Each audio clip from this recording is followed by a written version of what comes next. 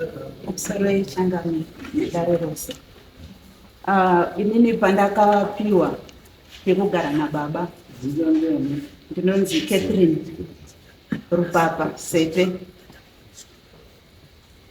Baba vakazouya kuna Ishe Ndorikanda vachida kukumbira pekuti ndiwanewo pekurima.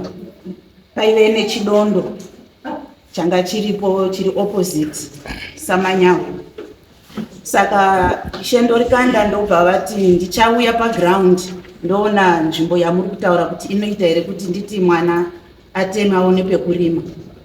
So Ishe Ndorikanda vakazouya ndokubva vati handikwanisi kuti ndipasise nyaya iyi pasina Tukuta naNyampanda.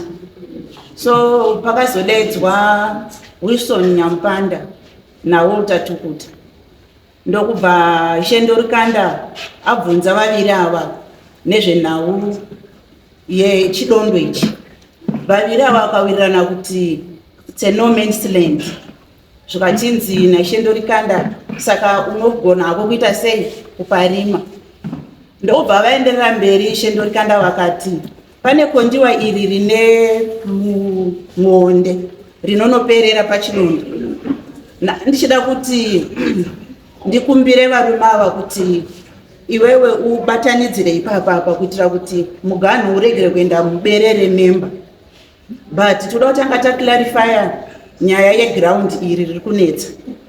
Ndobva vataurirana vaNyampanda navaTukuta vakasvika pakuwirirana kuti mbuya Maidheni vakatengesera vekwaNyampanda. Ndobva vatorana naIshe Ndorikanda ndokunokwira kune muganhu kuna Tukuta naNyampanda. Papakasimwa migamu yange isati yatonyanyotokura inge chiri mudiki. Ndobva wawirirana kuti pakaperera migamu ndo pane muganhu waNyampanda naTukuta.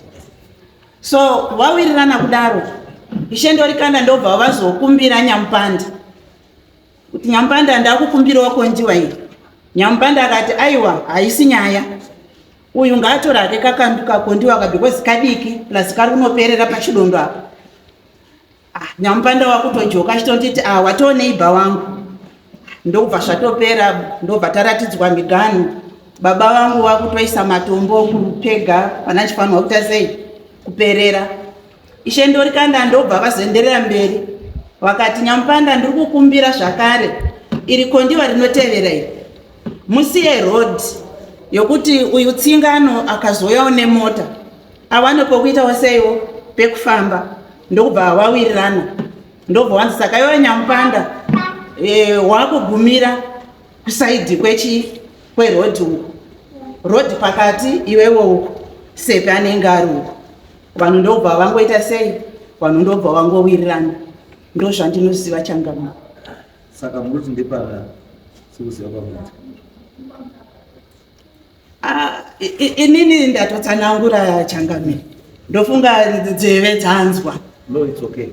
Vakuda kuzopa mutongo vanopa mutongo. Inini ndatsanangura nzeve dzanzwa. Sei tinachasina we. Sei tinasina we.